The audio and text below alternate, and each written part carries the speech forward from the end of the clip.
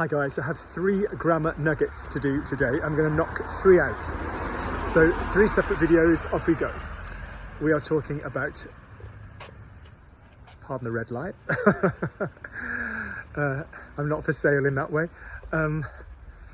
So the first one is we are talking about Spencer's question. Now Spencer is a chap I teach on a Thursday, lovely chap, and he had a question and he'd said, Luke, how do you translate I shouldn't have to, or I shouldn't have had to?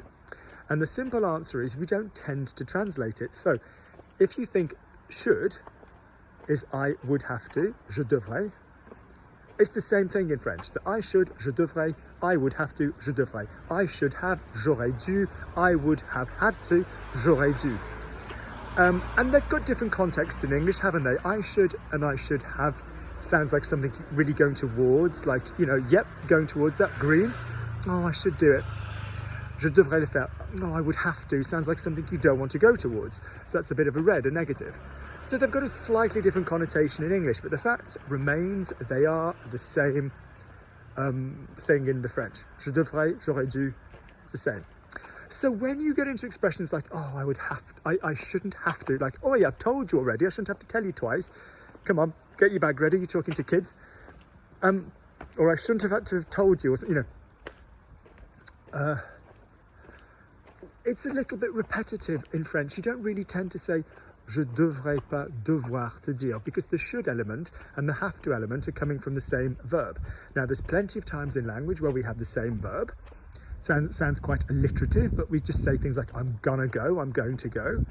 You know, he had to have an operation. We use verbs back to back, but it's just not something you'd really commonly say in French, like I shouldn't have to tell you, je devrais pas devoir te dire. It just sounds a bit odd for me. I shouldn't have had to tell you, j'aurais pas dû devoir te dire. Weirdly, that one works a bit better for me. That one kind of makes sense. J'aurais pas dû devoir te dire. Je devrais pas mais je devrais pas devoir te dire. It grammatically makes sense. It's just not something that I would tend to say. I would just literally drop it back to, I shouldn't have to tell you, you know, je devrais pas te dire, mais je devrais pas te dire. I just drop it back to that, Spencer. If you really wanted both elements, so the modal sort of I should, plus the have to, I'd probably go with, mais je devrais pas être obligé à te dire, or j'aurais pas dû être obligé à. Yeah, I shouldn't have to be obliged to tell you. That for me just sits a little bit better on the mouth. All right, so this is the first on the mouth, in the mouth, on the tongue. This is the first grammar nugget for tonight. We've got 2 more, so tune in for part 2.